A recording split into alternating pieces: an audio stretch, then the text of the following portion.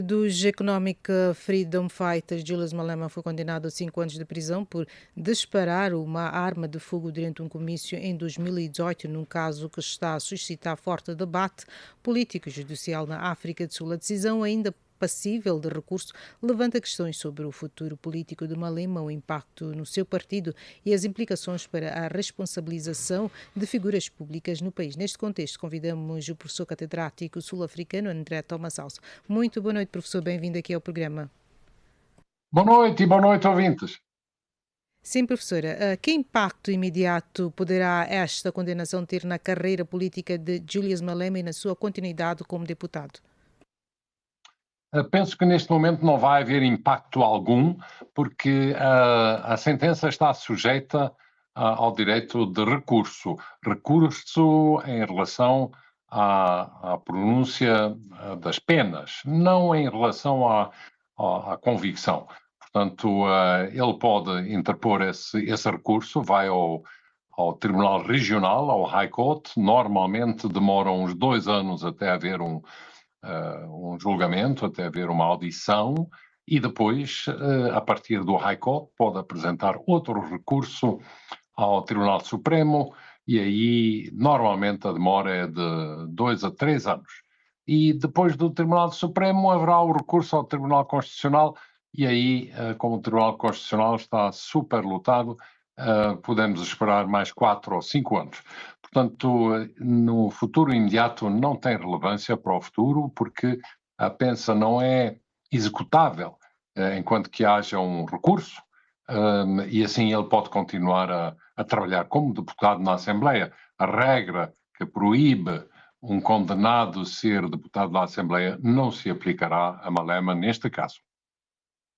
Sim, sim. E de que forma esta decisão do Judicial também poderá influenciar o apoio eleitoral aos Economic Freedom Fighters, sobretudo entre os jovens? Também, no meu ponto de ver, não haverá um grave impacto, talvez até pelo contrário, porque é uma tradição de partidos contestadores haver esse tipo de manifestação em comícios. Vamos lembrar que o antigo presidente do Iraque, o Saddam Hussein, sempre disparava uma arma para o ar durante um comício, e é importante o político poder ter a atenção e as emoções das multidões que se apresentam em comício. Há uma outra tradição, por exemplo, os palestinianos em Gaza, em qualquer ocasião, funeral, casamento, há muitos que vão disparando as suas armas ao ar. E isso significa o quê? Que disparar uma arma para o ar durante uma ocasião especial não é necessariamente um crime grave. E é aí que o tribunal, presidido pela juíza Olivier, errou, porque o tribunal invocou a vaga do crime e dos crimes violentos na África do Sul e por isso julgou ser necessário condenar a 5 anos de prisão. Enquanto que normalmente disparar uma arma para o ar, mesmo que seja numa zona residencial, é uma ofensa à ordem pública, mas normalmente é tratado como se fosse um mau estacionamento de um carro. Há uma multa, porque não há aqui intenção de alejar alguém, não há intenção de ferir, não há violência dirigida contra uma pessoa ou várias pessoas, não é um crime sangrento e, portanto, eu acho que este primeiro tribunal deixou-se impressionar muito pelas emoções políticas que acompanharam este julgamento, emoções que Malema e os seus apoiadores caracterizam como racismo, e acusou a juíza Olivier de ser racista. E o advogado da Malema imediatamente explicou que iriam interpor um recurso. Sim, e esta condenação reforça a credibilidade do sistema judicial ou poderá ser interpretada como uma decisão com contornos políticos? O meu ponto de ver é contornos políticos, é interesses políticos que se estão a servir aqui, a grande angústia do partido ANC de ter perdido a sua maioria dos votos e a maioria parlamentar por causa do IFF e por causa do Malema, que está a desafiar o ANC pelo país fora, porque, claro, a linha, a argumentação do ANC é bastante forte de que o ANC não conseguiu melhorar as condições de vida da grande maioria dos sul-africanos e, pelo contrário, deixou-os perdiçar em pobreza. Sabemos que mais que metade da população adulta, 28 milhões de sul-africanos, dependem do subsídio social, o social grant, pouco, muito baixo, de menos de 1.000 rands por mês. Mas isso significa que esses 28 milhões não têm trabalho, são desempregados, quer dizer que mais que metade da população sul-africana está desempregada, a viver realmente miseravelmente em pobreza.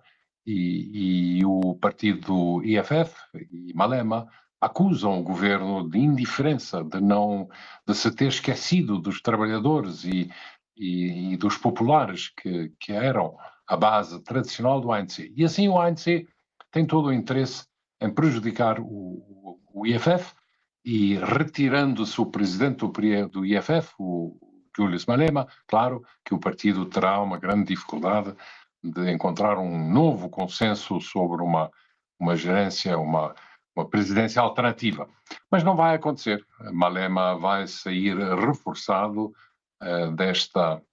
deste julgamento e é de esperar que nas próximas eleições possa aumentar a percentagem dos eleitores que o apoiam.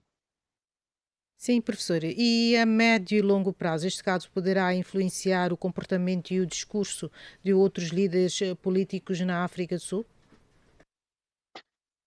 Bom, talvez o positivo é de se ter feito uma decisão para limitar a violência das afirmações, baixar um bocado